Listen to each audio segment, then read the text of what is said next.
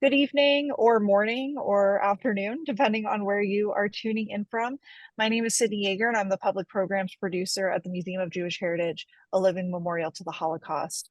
I am so pleased to welcome you to tonight's book talk on the Counterfeit Countess.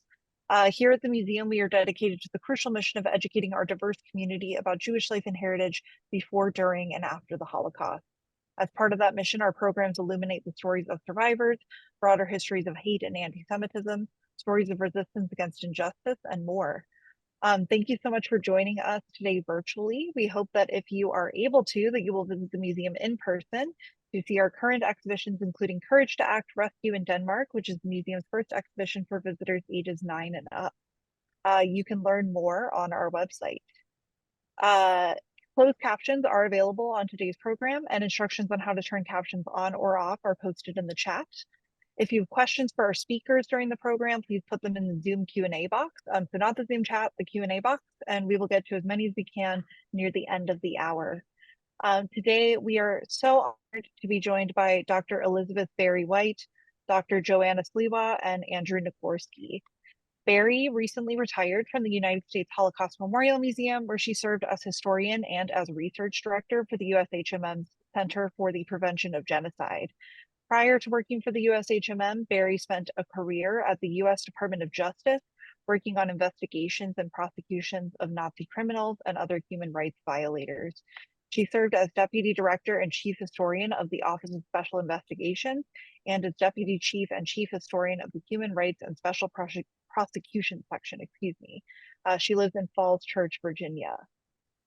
Joanna is a historian at the Conference on Jewish Material Claims Against Germany in New York, where she also administers academic programs. She previously worked at the American Jewish Joint Distribution Committee and at the Museum of Jewish Heritage.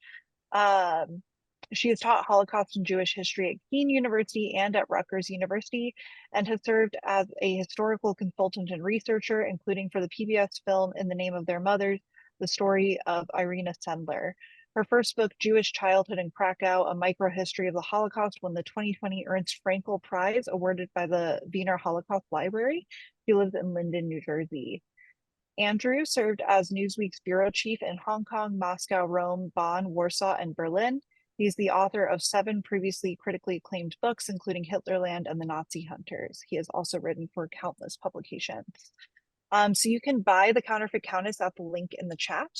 And I want to thank you all so much for joining us. And now I'm going to hand things over to Andy. Thank you, Sydney, and thanks for everyone out there. It's always good to be back with the museum. I've been involved in several events. I'm always impressed by how well they're run and by the interest level of your audiences. And I think today you'll be in for a real treat because this is Barry and Joanna have produced a remarkable book about a remarkable woman.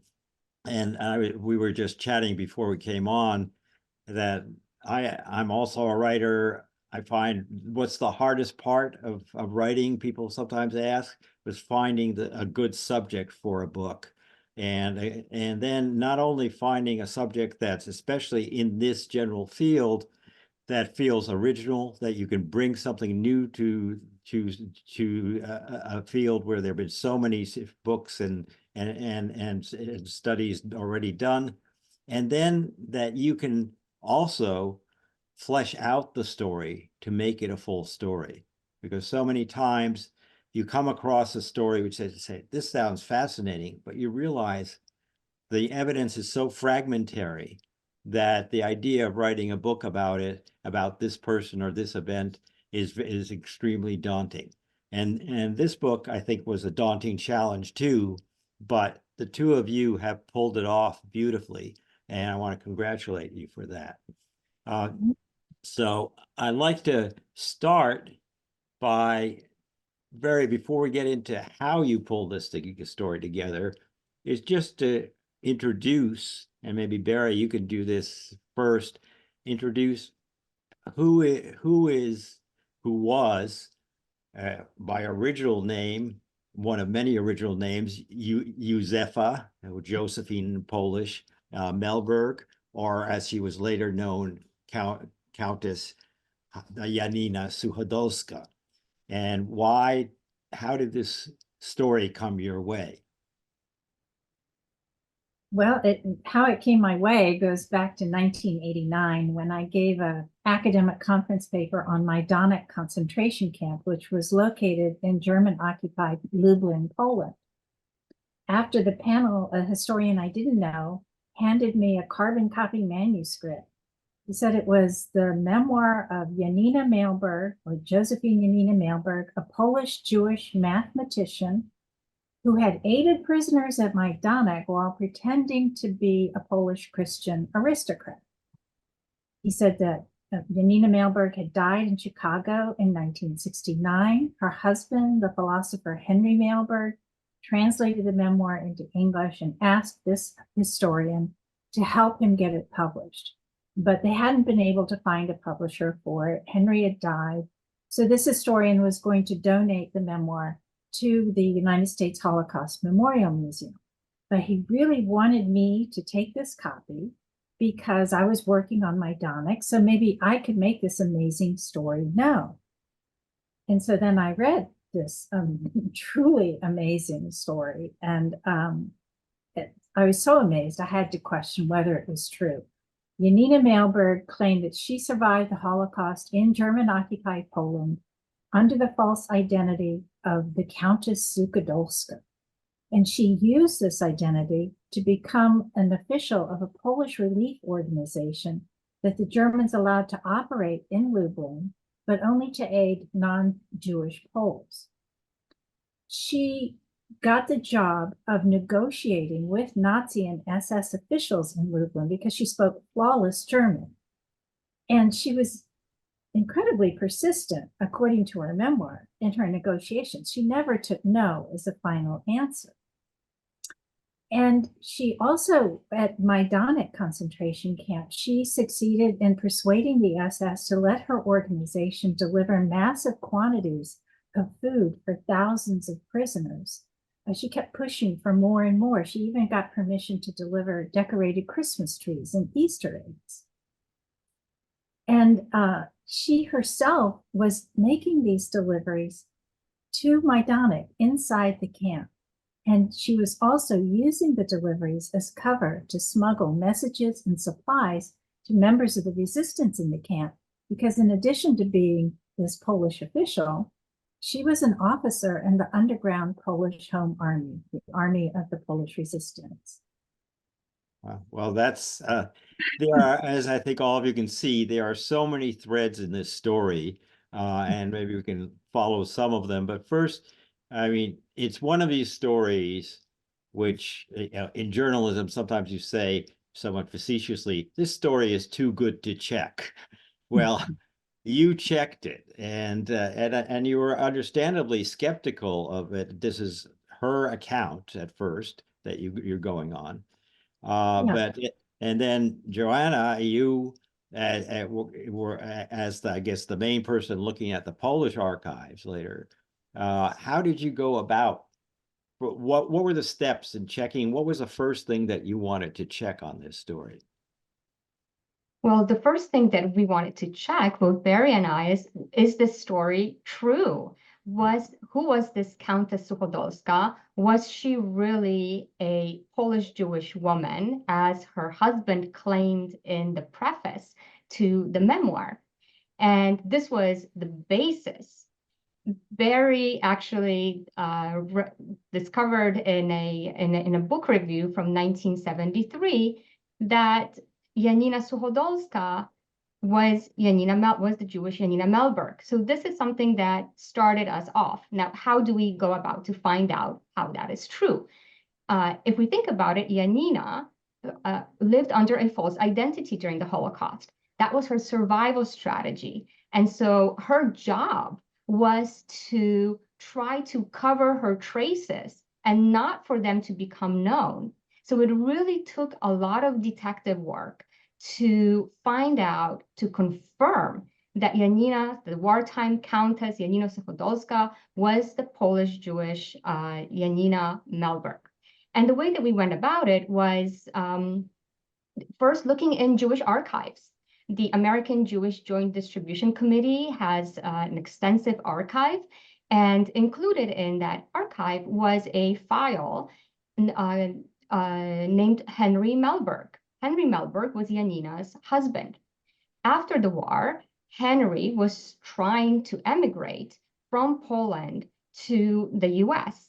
And there, in the archival collection, there is a range of documents, letters sent to Henry back in Poland, kind of updating him on his immigration process. And in those letters, I found a reference to a number. And that number, I knew from previous research, meant to look in the highest collection, the Hebrew Immigrant Aid Society, that is held at the YIVO Institute for Jewish Research. And in that collection, we found very early on the proof that yes, Janina Suchodolska was in fact Janina Mehlberg, and so our research continued. Yeah. Well, in fact, I mean, you were putting together, I often make the analogy that when you're researching projects like this, it's a little bit like these children's puzzles, really complex, small pieces, and they're thrown out on the floor and you're supposed to make sense of them. And it's not only finding where these pieces fit, but sometimes which pieces aren't there. And so I assume, especially since her story, for so long, she had been living, under aliases and disguising her real role, that you had a lot of pieces not only to find, to put together, but to find.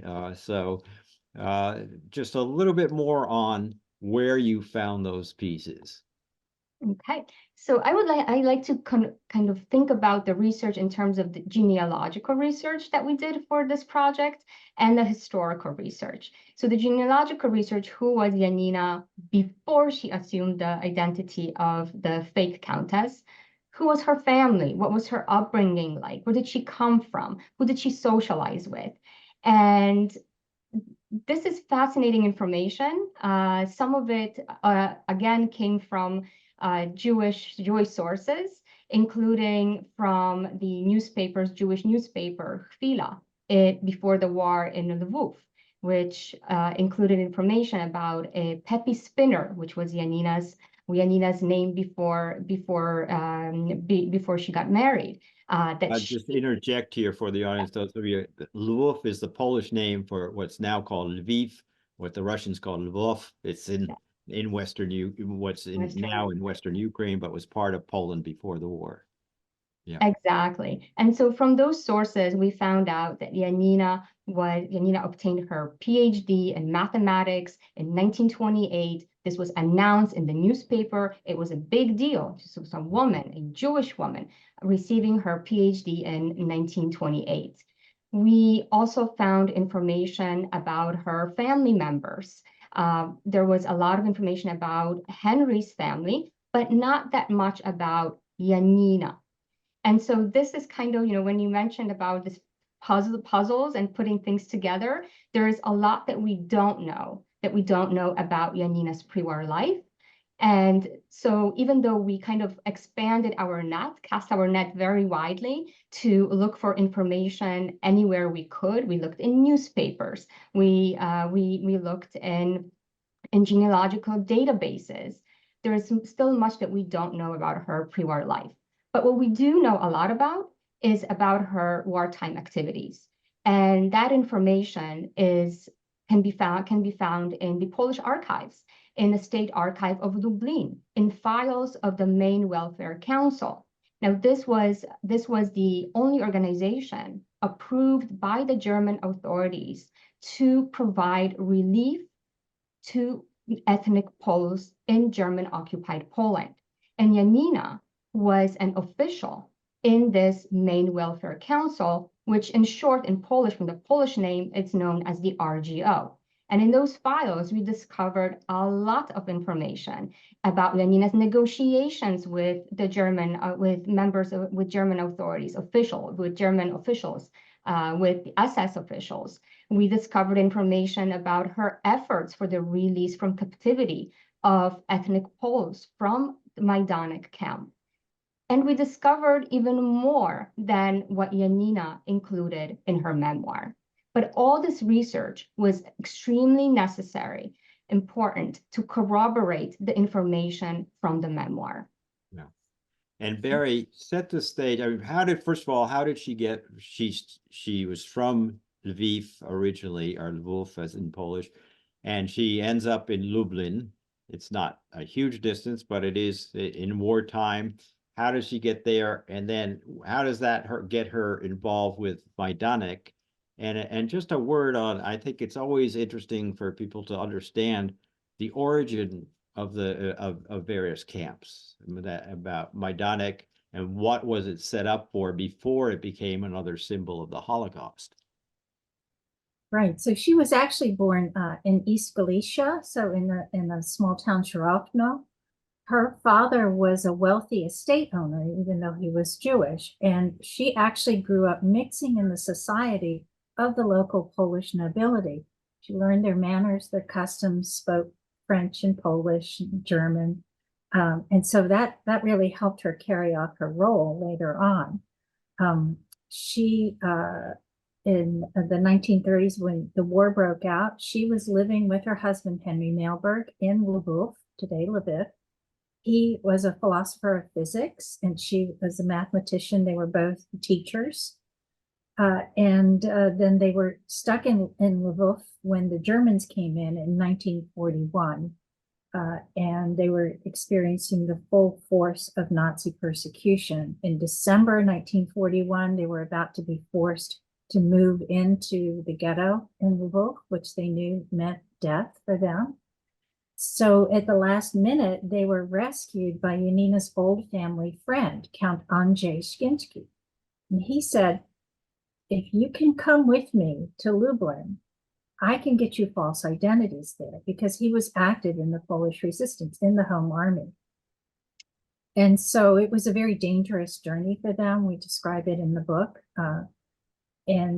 But they made it. They had to travel without any papers or the armband identifying them as Jews, so they would have been shot if they'd been caught.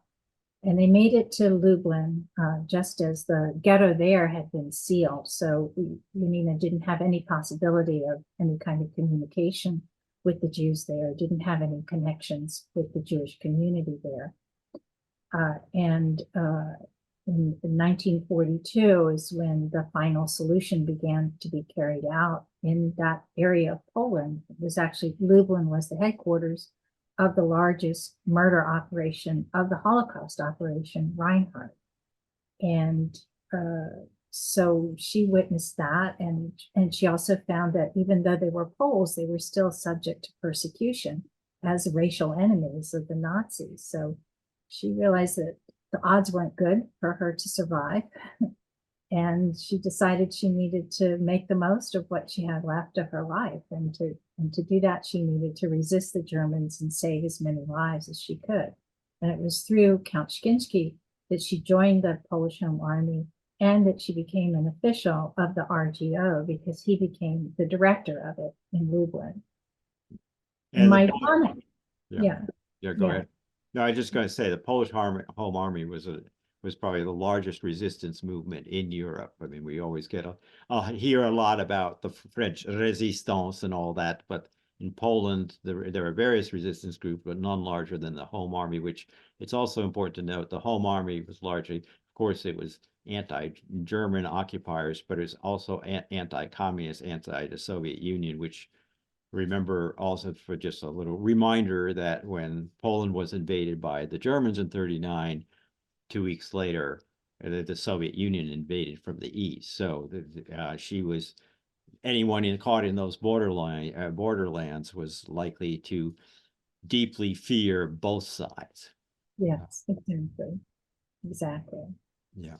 So then Majdanek. So how does she get involved in Majdanek? I mean, it through these welfare organizations, and how I kept reading this, and as much as I've studied this period, never seen anything like the kind of operation where a quote unquote Polish woman Polish Countess, and that was her cover, could speak with SS officers, could talk her way in, deliver huge amounts of bread and soup, and also get, I remember you talk about how she managed to get some Polish peasants out of there who had been trapped and brought in there as prisoners.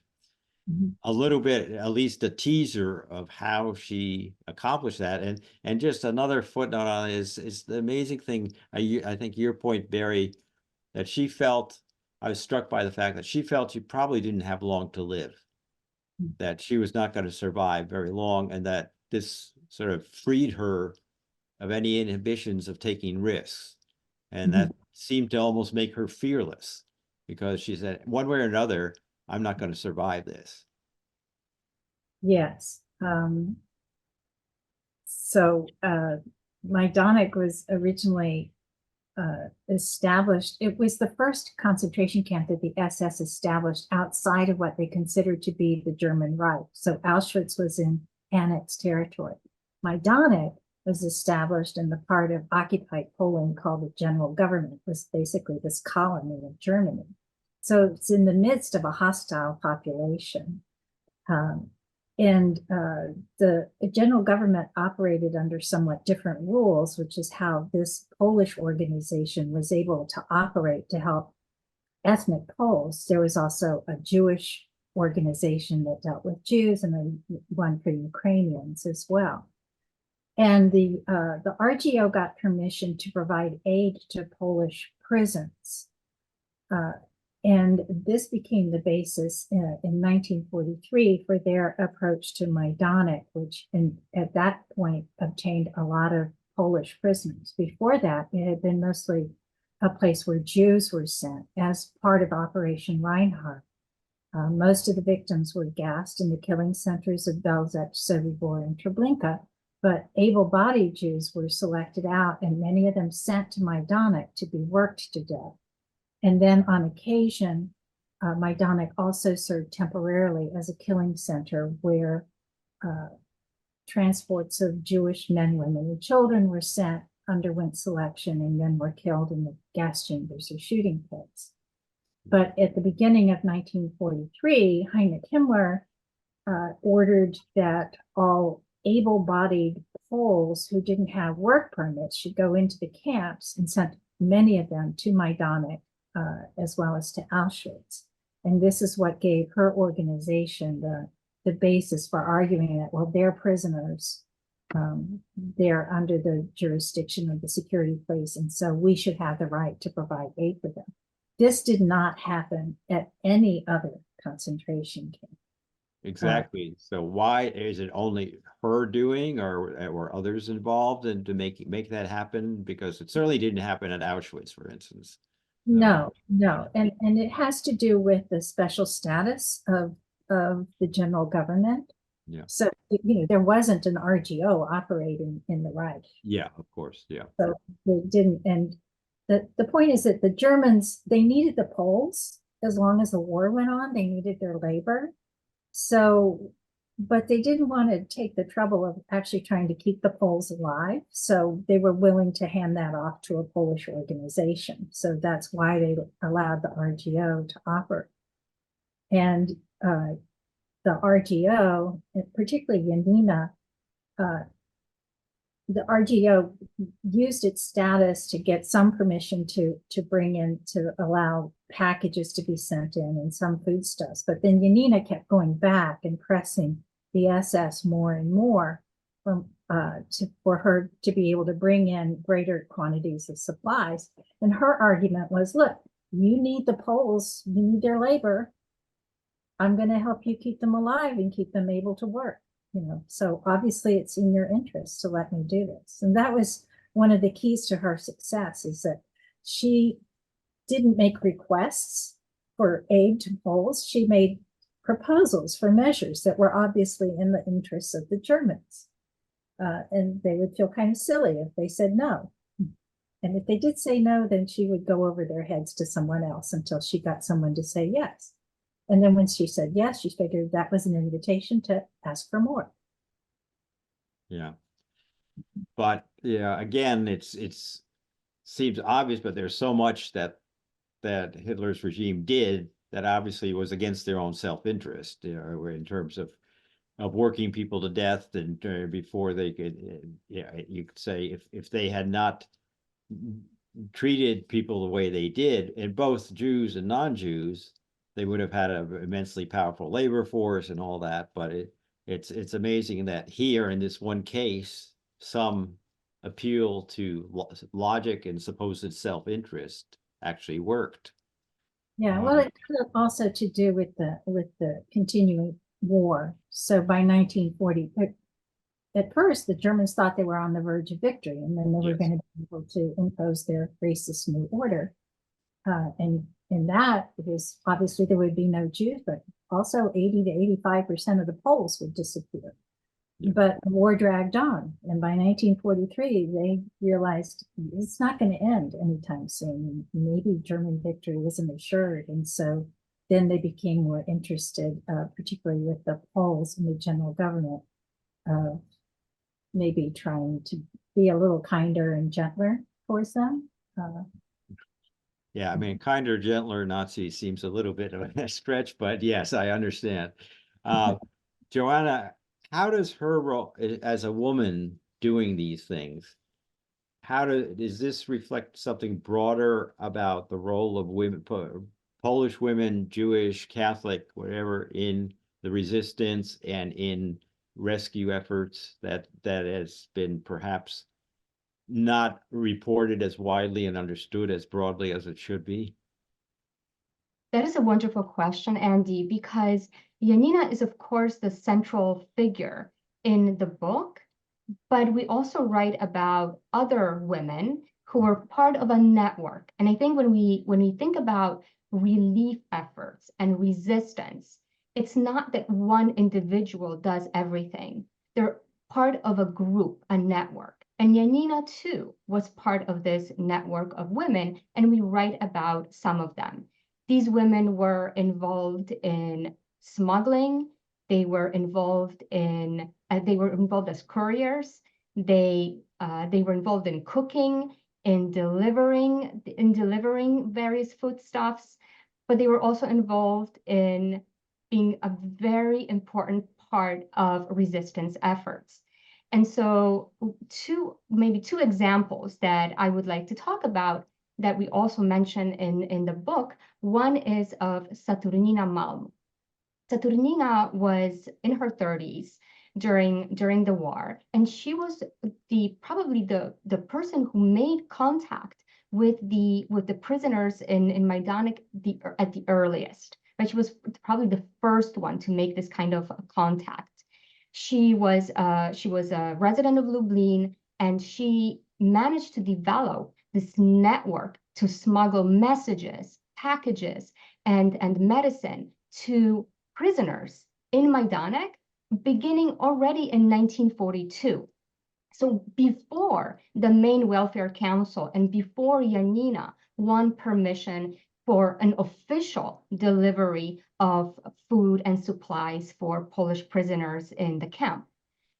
Saturnina Malm was also a rescuer of a Jewish girl, a 14-year-old Jewish girl from a transport of Jews, whom Saturnina managed to whisk out and save her until the end of the war, and the girl survived. Another example of women's involvement in rescue and relief activities and in self-help as well is that of Dr. Stefania Peżanowska. Dr. Stefania Peżanowska was a physician. She was also a member of the Polish Home Army. Peżanowska was arrested and tortured in Radom, so somewhere else, and then brought into Majdanek in early 1943. And as a doctor, as a physician, she also had this sense of responsibility for her fellow inmates. She organized and she managed an infirmary for women and for child prisoners in Majdanek. And she is remembered by many survivors of Majdanek as a heroine. As a heroine who inspired people through her leadership, through her compassion, through her empathy, through her work for others. And it was actually Dr. Pejanovska who met with Janina when Janina first delivered the food and other supplies into the camp. So this With is what I official mentioned. permission, right? At that point? Yes, exactly, Yeah. exactly. Yeah.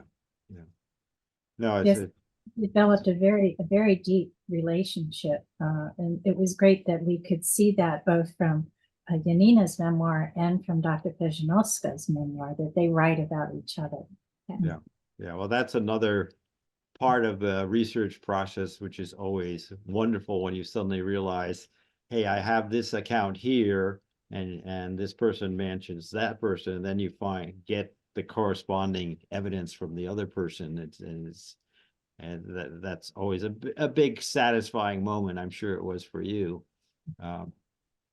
How many people do you think Janina, well, it's obviously a network, but particularly her specific activities saved at Majdanek?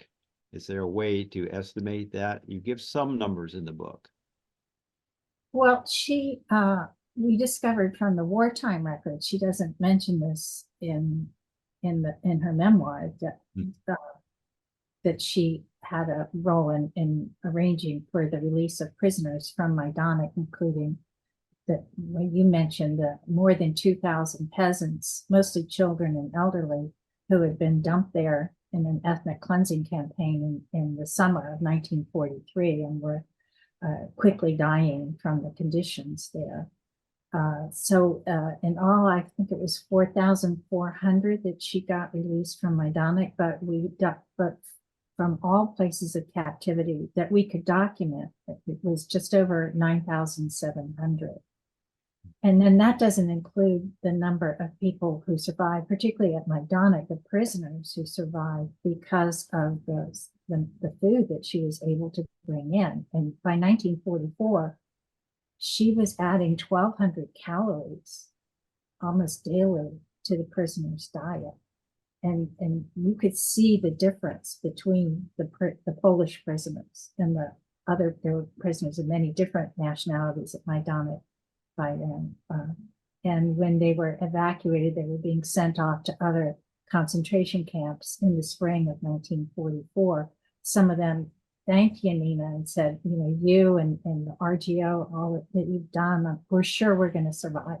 You're going to survive. It's going to come. What's coming, because you've made that possible for us.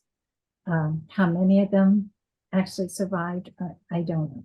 Yeah, it's be impossible to have an exact number, but it's what you've already gathered is impressive evidence, and I suspect if you really could somehow calculate it, it would be even much higher. And there were lots of other things that she did too in terms of helping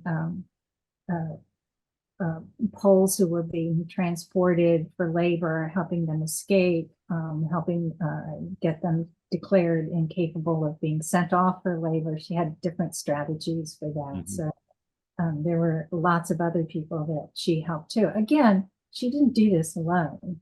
She worked with other people, but she had a very important position that let her do a lot with the RGO, in particular because she was the one who submitted the paperwork for RGO workers to get their identity cards and their work permits. So she could give those to members of the resistance. She could embed members of the resistance into the RGO, and that let them be able to travel and to communicate with people all around with refugees. I mean, she was juggling so many things, but as you said, she was a trained mathematician. She obviously was someone who could sort things out and keep track of many equations in all of this, but how she juggled it all is astounding. So tell me now, what happened to her as the war winds down and she surprisingly to herself, she's still alive, she's still operating, and the Germans haven't figured out who she is and what she's really doing right under their noses. So what happens as the war ends? Well, you go ahead, Joanna. Sure, okay. All right, Joanne. So as the war ends, Janina stays in Lublin. Lublin is liberated, or the Russian forces enter, Soviet forces enter Lublin in July 1944. So this is a city that is freed relatively early compared to other places. Warsaw is still being under German rule. And Janina, at that point, continues to be involved in relief for Polish people. After the war ends, she assumes a position in the newly created Central Committee of Social Welfare, which was this was a transition from the wartime main welfare council. And Janina is the one who runs things on the ground. And why is that? Well, her supervisor and her rescuer, Count Andrzej Skrzynski, was accused, especially by the president of the Polish Red Cross, of collaborating with the Nazis during the war, and that was not true. So Count Andrzej Skrzynski, an honorable man, decided he can't take that anymore. So he left, but he left the work in good hands, and that was in Janina's hands.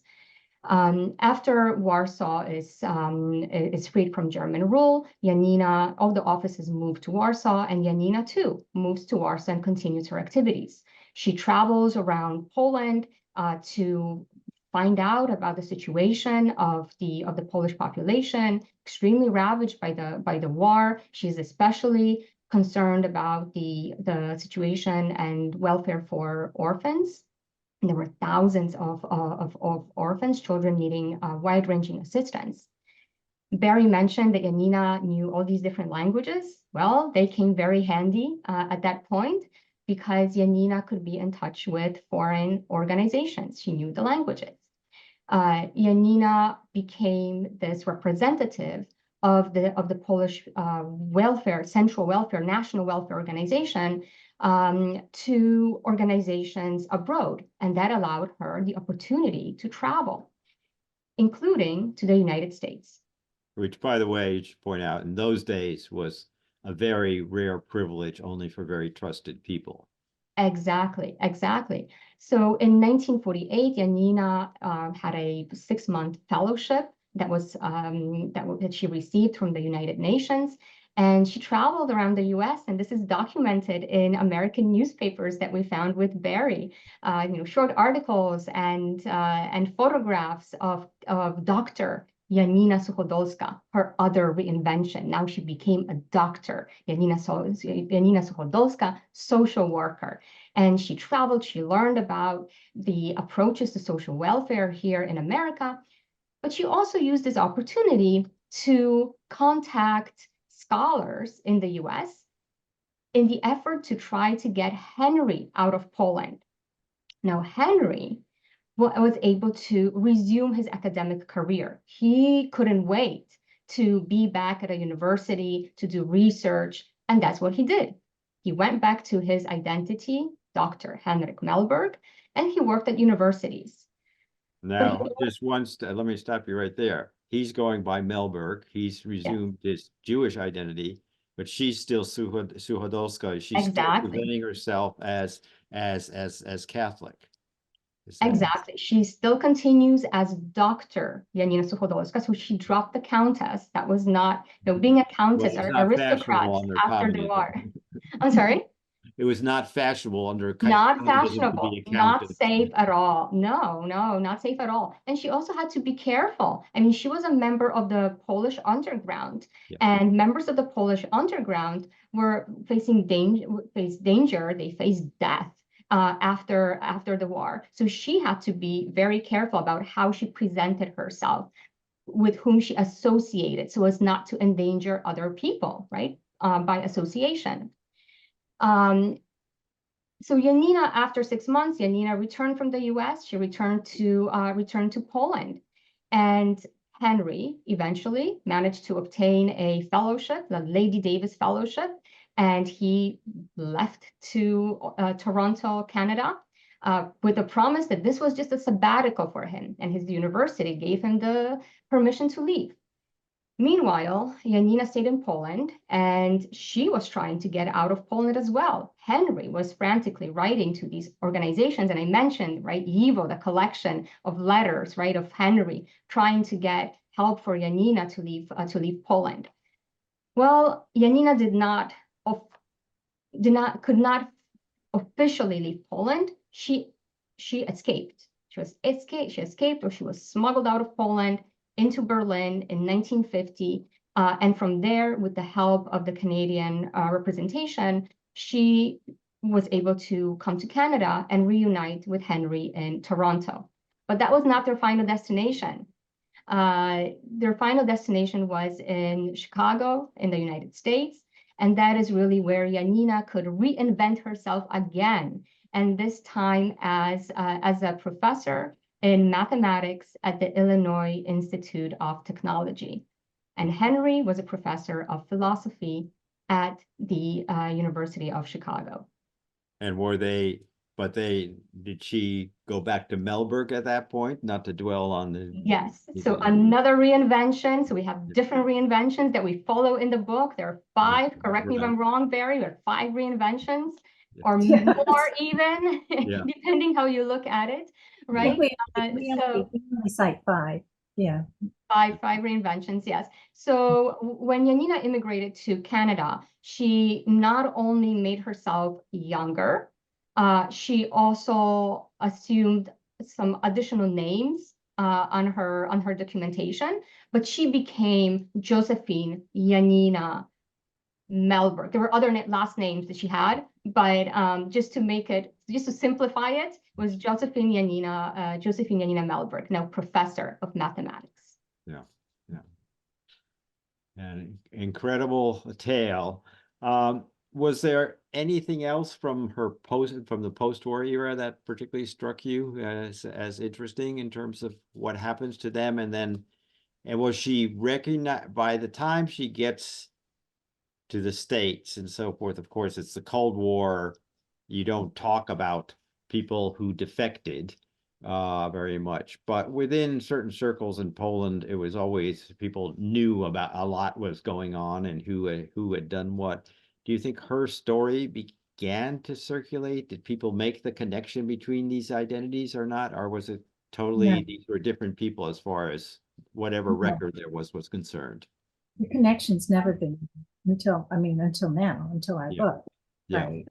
There were Countess Sukhodolska is cited in some studies of Majdanek and recalled by former Majdanek prisoners who talked about how she would remain utterly calm in the face of shouts and threats from the SS, but no indication that she was Jewish, that she was using an alias. So that was completely unknown. And she never talked about her activities in the United States. Some of the people here her friends didn't even know she was Jewish.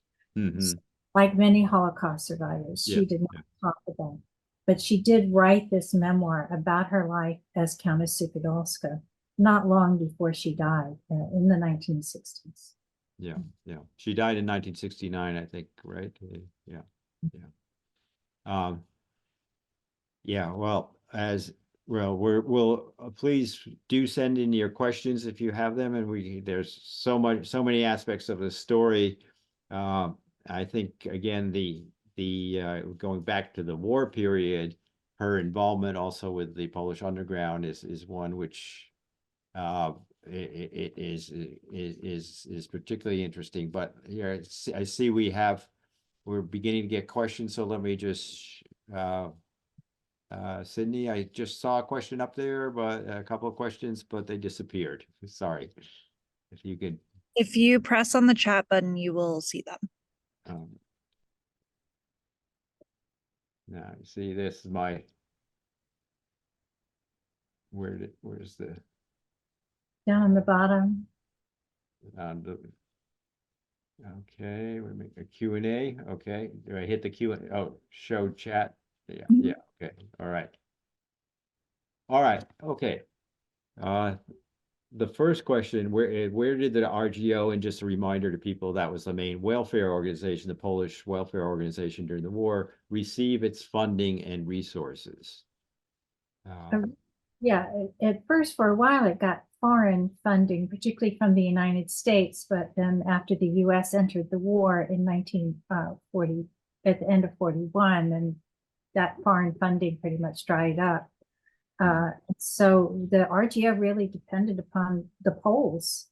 The Germans did levy a tax, special tax, part of it, which went to the RGO.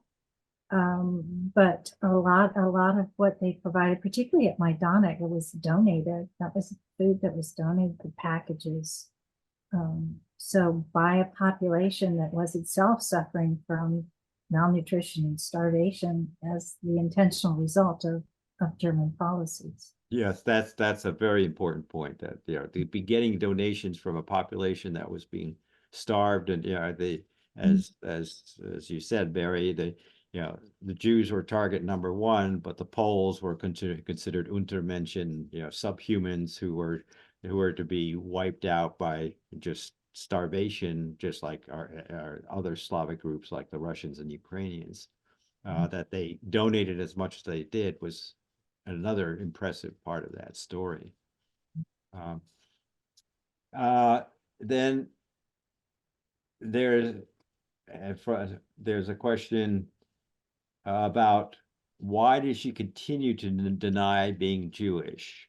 Was she afraid of being caught? Well, I mean, I guess there's a part of during the war, obviously, that would be a factor, but then after the war. Yes, at the end of the war, under the communists, she realized it still wasn't safe for her to resume her true identity, partly because she had been in the anti-communist underground. Yes. And didn't want to have questions raised about, how she got her paperwork and who helped her and so forth. But also, she wanted to go on working, doing relief work, and she couldn't be sure how people would react if they found out that she'd been lying all this time about who she was and that she was actually Jewish, and became clear pretty soon in post-war Poland that it was not very safe to be Jewish, right? And certainly would subject you to persecution. So she could be much more effective staying as Janina Sukhodolska. Yeah. And also, what did Henry do during the war? Well, because we've got her story, but Henry's story, I know you get into it a little bit in the book, but how much do you know what he did during the war, and where was he?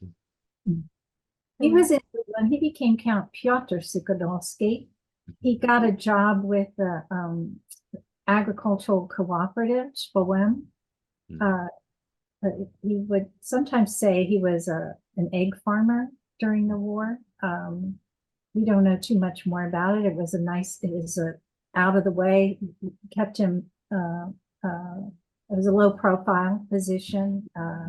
He did not have the kind of background that Janina had that made it easy for her to pull off being a countess. Right. And I think also because of his personality, he was extremely brilliant, very intense, that it would have been hard for him not to draw attention to himself. So that's our speculation, but that's all we know. But also the fact that Henry had a prior connection to Lublin. Before the war, he was a teacher of French at a girls' gymnasium, so a kind of like a middle high school. High school, yes. High school, right? So he could have been recognized by someone on the street. That's one thing. But another thing, he was a Jewish man trying to survive under a false identity under German occupation. So only Jewish boys were circumcised in Poland before the war, and so his Jewishness was obvious in case he was stopped and forced to drop his pants. That's what happened to Jewish boys, to Jewish men on the streets. Yes, yeah. And there's another question to get in a little bit more about how did she obtain the food aid? Barry, you touched on the donations, but how do you organize something like that in wartime? Because she was bringing in so much, and her organization was bringing the volume when this really got going was incredibly impressive. As you said, if it was 1,200 calories for each A Polish day, prisoner yeah, well, per delivery, and it per was delivery. 5 deliveries a week in 1944. Yeah. Yeah, and again, she wasn't doing this alone, right? So a lot of people were involved in it and involved in getting the supplies, and there a lot of the resistance groups, various ones, were donating. Sometimes German stores were being, uh, uh, were being robbed, basically. Mhm. SPOM, which stored the food for the Germans, she was in contact with the director of it, and he would call her up sometimes. He said, "Oh, my job is so hard. I have all this problem with breakage and loss. Like today, we had 3,000 jars of jelly break, and 200 pounds of sugar went missing." And so then she would order a truck to go over and pick up the 3,000 jars of jelly and 200 pounds of sugar. No. It really required a lot of creativity. And Andy, before you mentioned your Janina was fearless. Well, I think she may have seemed that way, but it was not, I don't think that was really true. We don't think that was true. She had a lot of fear in her. I mean, she was risking her life every day to negotiate. When she negotiated with the German authorities, when she met with German officials, including the manager of Operation Reinhard. She was risking her life every time she entered the Majdanek camp. I mean, she was a Jewish woman entering the compounds, the fields of Majdanek.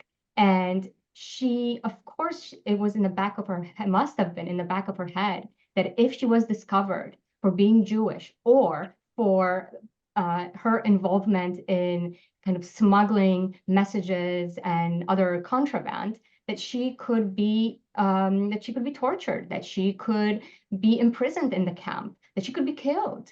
Of course, So, with her underground connection, the resistance movement, exactly. yeah, that Exactly. in itself would be enough. Yeah.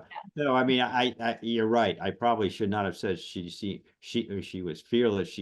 I think, yeah. Reading your book, my impression is she realized she had to appear to be fearless Exactly. to function.